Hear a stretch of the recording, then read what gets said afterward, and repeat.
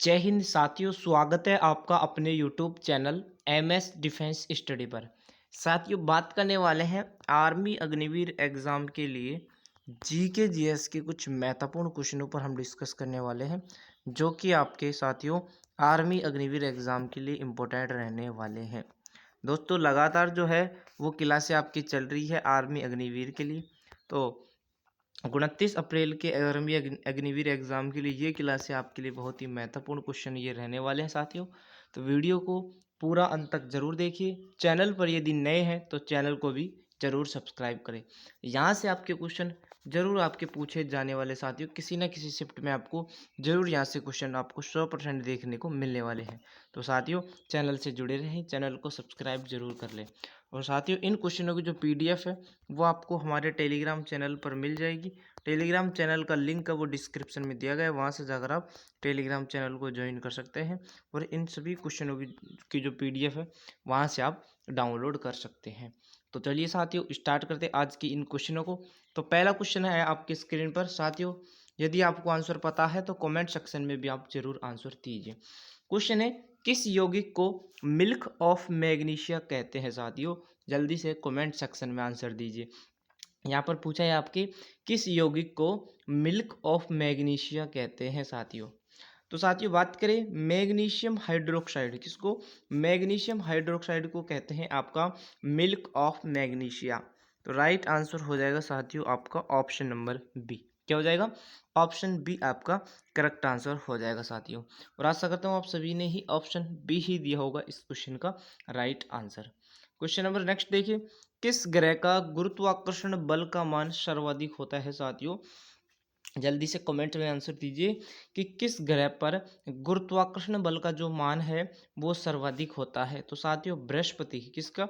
बृहस्पति जो ग्रह है उसका जो गुरुत्वाकर्षण बल का जो मान है वो सबसे क्या होता है साथियों? अधिक होता है, मतलब सर्वाधिक होता है। तो करेक्ट आंसर हो जाएगा आपका option number C. Option C आपका राइट आंसर हो जाएगा। नेक्स्ट क्वेश्चन है, कामसूत्र की रचना किसने की थी साथियों? कामसूत्र की रचना किसने की थी, ये आपसे पूछा है साथियों। जल्दी से कमेंट सेक्शन में आंसर दीजिए। कामसूत्र की जो रचना है वो किसने की थी? तो कामसूत्र की बात करें तो ये की थी आपके वात्स्यायन ने। कितनी की थी साथियों? वात्स्यायन ने की थी आपके कामसूत्र की रचना। तो करेक्ट आंसर जो हो जाएगा ये हो जाएगा आपका ऑप्शन नंबर डी। क्या हो जाएगा साथियों? ऑप्शन डी आपका राइट आंसर हो जाएगा। क्वेश्चन नंबर 4 है, पहाड़ी नगर कसौली किस राज्य में स्थित है? पहाड़ी नगर जो कसौली है साथियों, ये आपके किस राज्य में स्थित है ये आपसे पूछा है। तो ये आपके हिमाचल प्रदेश, कहाँ पर? हिमाचल प्रदेश में आपका स्थित है पहाड़ी नगर कसौली। तो करेक्ट आंसर जो हो जाएगा ये हो जाएगा आपका ऑप्शन नंबर बी। क्या हो जाएगा साथियों? ऑप्शन बी आपका राइट आंसर हो जाएगा। ठीक है, नेक्स्ट क्वेश्चन देखिए, राज्यसभा का पदेन सभापति कौन होता है साथियों? जल्दी से कमेंट सेक्शन में आंसर दीजिए। राज्यसभा का पदेन जो सभापति है वो कौन होता है? तो साथियों, उपराष्ट्रपति होते हैं आपके राज्यसभा के पदेन सभापति। कौन होते हैं? उपराष्ट्रपति आपके होते हैं। तो ऑप्शन जो ए हो जाएगा वो इस क्वेश्चन का राइट आंसर हो जाएगा। राज्यसभा के पदेन सभापति कौन होते हैं साथियों? उपराष्ट्रपति आपके होते हैं। तो ऑप्शन ए आपका राइट आंसर हो जाएगा। क्वेश्चन नंबर नेक्स्ट देखिए, क्वेश्चन नंबर 6 है, पुलित्जर पुरस्कार किस क्षेत्र में दिया जाता है साथियों? पुलित्जर जो पुरस्कार है ये आपके किस क्षेत्र में दिया जाता है ये आपसे पूछा है। तो साथियों, जो पुलित्जर जो पुरस्कार है ये आपके दिया जाता है पत्रकारिता के क्षेत्र में। किस क्षेत्र में दिया जाता है? पत्रकारिता के क्षेत्र में दिया जाता है। और बात करें पुलित्जर जो पुरस्कार है वो कब से दिया जाना शुरू हुआ था? तो ये आपके 1917 से दिया जाना क्या कर दिया था दोस्तों? शुरू कर दिया था। 1917 से दिया जाना क्या हो गया था साथियों? शुरू हो गया था आपका पुलित्जर पुरस्कार। और किस क्षेत्र में दिया जाता है साथियों? तो ये आपके पत्रकारिता के क्षेत्र में दिया जाता है। तो राइट आंसर हो जाएगा आपका option number D. Question number next है, वित्त आयोग के सदस्यों की जो नियुक्ति है वो कौन करता है साथियों? वित्त आयोग के सदस्यों की जो नियुक्ति है वो कौन करता है? तो ये आपके करते हैं साथियों राष्ट्रपति। कौन करते हैं? राष्ट्रपति आपका करते हैं वित्त आयोग के सदस्यों की नियुक्ति।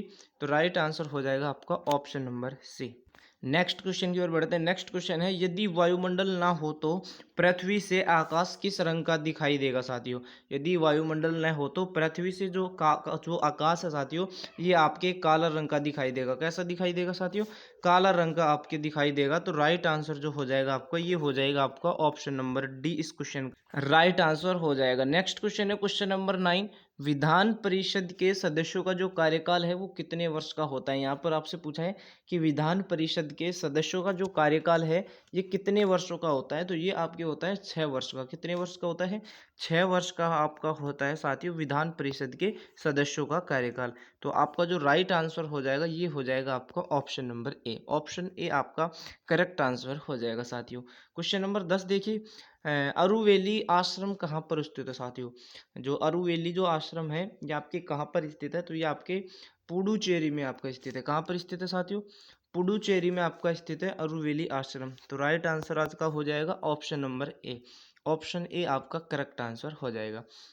क्वेश्चन नंबर 11 है, हेमेटाइट अयस्क से कौन सी धातु प्राप्त होती है साथियों। जो हेमेटाइट जो अयस्क है आपके, उससे जो है वो कौन सी धातु प्राप्त होती है, ये आपसे पूछा है। तो उससे जो है वो लोहा धातु प्राप्त होती है। कौन सी धातु प्राप्त होती है साथियों? लोहा धातु प्राप्त होती है आपके हेमेटाइट अयस्क से। तो करेक्ट आंसर हो जाएगा आपका option number A. Question number next देखिए, क्वेश्चन नंबर 12 है, डायनामाइट का आविष्कार किसने किया था साथियों। डायनामाइट का जो आविष्कार है ये आपके किसने किया था। तो डायनामाइट की यदि बात करें तो डायनामाइट का जो आविष्कार है ये आपके किया था अल्फ्रेड नोबल ने। किसने किया था? अल्फ्रेड नोबल ने किया था आपके डायनामाइट का आविष्कार। तो करेक्ट आंसर जो हो जाएगा साथियों, ये हो जाएगा आपका ऑप्शन नंबर बी। क्या हो जाएगा? ऑप्शन बी आपका राइट आंसर हो जाएगा, करेक्ट आंसर हो जाएगा। क्वेश्चन नंबर नेक्स्ट है, भारतीय राष्ट्रीय कांग्रेस के प्रथम भारतीय महिला अध्यक्ष कौन थी। ये आपसे पूछा है साथियों। भारतीय राष्ट्रीय कांग्रेस की प्रथम भारतीय महिला अध्यक्ष कौन थी। तो ये थी आपकी सरोजिनी नायडू। कौन थी साथियों?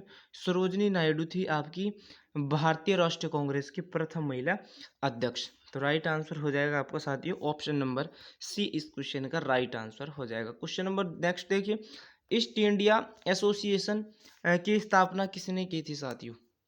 आपसे पूछा है कि ईस्ट इंडिया एसोसिएशन की जो स्थापना है ये किसने की थी। तो इसकी जो स्थापना की थी ये की थी दादा भाई नौरोजी ने। किसने की थी? दादा भाई नौरोजी ने की थी आपकी ईस्ट इंडिया एसोसिएशन की स्थापना। तो करेक्ट आंसर हो जाएगा साथियों आपका option number C. Question number 15 देखिए, अंतिम मुगल बादशाह कौन था साथियों। अंतिम मुगल बादशाह कौन था ये आपसे पूछा है। तो वो थे आपके बहादुर शाह द्वितीय। कौन थे साथियों? बहादुर शाह द्वितीय थे आपके अंतिम मुगल बादशाह। तो राइट आंसर हो जाएगा आपका ऑप्शन नंबर ए आपका करेक्ट आंसर हो जाएगा। क्वेश्चन नंबर 16 है, मणिकर्णिका किनका मूल नाम था साथियों। जो आपका मणिकर्णिका है ये किनका मूल नाम था ये आपसे पूछा है। तो ये आपके रानी लक्ष्मीबाई का साथियों। किसका? रानी लक्ष्मीबाई का नाम था आपका मणिकर्णिका। ठीक है, रानी लक्ष्मीबाई का मूल नाम था आपका मणिकर्णिका। ठीक है साथियों, नेक्स्ट क्वेश्चन की ओर बढ़ते हैं। नेक्स्ट क्वेश्चन है, विषुवत रेखा के सहारे 1 डिग्री देशांतर के मध्य की दूरी लगभग कितनी होती है ये आपसे पूछा है।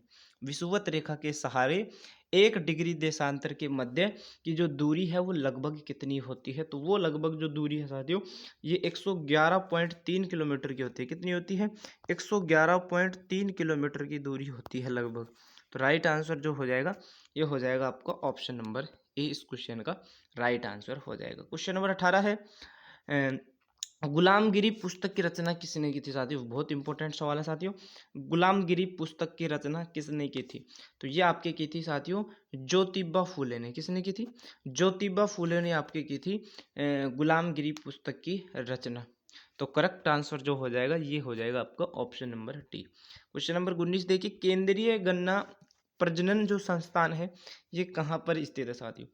केंद्रीय गन्ना प्रजनन जो संस्थान है ये आपके स्थित है कोयम्बटूर में। कहाँ पर स्थित है? कोयम्बटूर में आपका स्थित है। तो राइट आंसर आपका हो जाएगा option number D. Question number 20 है, किस राज्य में विधान परिषद के सदस्यों की जो संख्या है वो सर्वाधिक है। तो ये है आपके उत्तर प्रदेश में। किस राज्य में है? उत्तर प्रदेश राज्य में आपके विधान परिषद के सदस्यों की संख्या सर्वाधिक। तो करेक्ट आंसर हो जाएगा आपका option number A. Question number 21 है, पीलिया से कौन सा जो अंग है वो प्रभावित होता है। पीलिया से पूछे यहाँ से पीलिया से कौन सा अंग प्रभावित होता है? तो पीलिया से साथियों यकृत, कौन सा अंग? यकृत क्या होता है साथियों? प्रभावित होता है। तो करेक्ट आंसर हो जाएगा आपका option number C. Option C आपका राइट आंसर हो जाएगा। क्वेश्चन नंबर 22 है, भारत का दूसरा सर्वश्रेष्ठ राष्ट्रीय सम्मान कौन सा है साथियों? भारत का दूसरा आपसे पूछा है कि सर्वश्रेष्ठ राष्ट्रीय जो सम्मान है वो कौन सा है? तो दूसरे की यदि हम बात करें तो दूसरा है आपका पद्म पद्म विभूषण। दूसरा कौन सा है? पद्म विभूषण। और पहला आपको कमेंट सेक्शन में बताना है कि पहला आपका जो सर्वश्रेष्ठ राष्ट्रीय सम्मान है वो कौन सा है, ये आप कमेंट सेक्शन में बताएं। दूसरा जो है वो है आपका पद्म विभूषण हो जाएगा। तो राइट आंसर हो जाएगा आपका option number C. Next question है, केंद्रीय सांख्यिकी संगठन का जो मुख्यालय साथियों कहाँ पर स्थित है? तो केंद्रीय सांख्यिकी संगठन का जो मुख्यालय साथियों ये आपका स्थित है नई दिल्ली में। कहाँ पर स्थित है? नई दिल्ली में आपका स्थित है। तो ऑप्शन बी आपका राइट आंसर हो जाएगा। क्वेश्चन नंबर 24 देखिए, धान का खैरा रोग, धान का जो खैरा रोग है साथियों, खैरा रोग है, ये किस तत्व की कमी के कारण होता है? ये आपसे पूछा है। जो खैरा रोग है ये आपके किस तत्व की कमी के कारण होता है? तो ये आपके जस्ता की कमी के कारण होता है। किसकी कमी के कारण होता है? जस्ता की कमी के कारण होता है। तो आपका जो राइट आंसर हो जाएगा ये हो जाएगा ऑप्शन नंबर ए। लास्ट सवाल देखिए, क्वेश्चन नंबर 25, श्रीलंका कब स्वतंत्र हुआ था साथियों? श्रीलंका की बात करें तो ये आपके 1948 में साथियों। कब? 1948 में क्या हुआ था साथियों? स्वतंत्र हुआ था श्रीलंका। तो करेक्ट जो आंसर हो जाएगा ये हो जाएगा आपका ऑप्शन नंबर डी। तो साथियों ये थे आज की 25 इंपॉर्टेंट सवाल। तो 25 में से आपने कितने क्वेश्चन सही किए हैं अपना स्कोर कमेंट सेक्शन में ज़रूर बताएं। और साथियों अब इस चैनल पर जो है वो आरपीएफ की भी आपकी तैयारी है वो शुरू की जाने वाली है साथियों। एसआई प्लस कांस्टेबल दोनों की जो तैयारी है वो आपकी इस चैनल पर शुरू की जा रही है। तो जो भी साथी आरपीएफ की तैयारी शुरू करना चाहता है वो चैनल से जुड़े रहें, चैनल को जरूर सब्सक्राइब कर लें। मिलते हैं साथियों किसी नेक्स्ट वीडियो में, जब तक के लिए साथियों जय हिंद, धन्यवाद।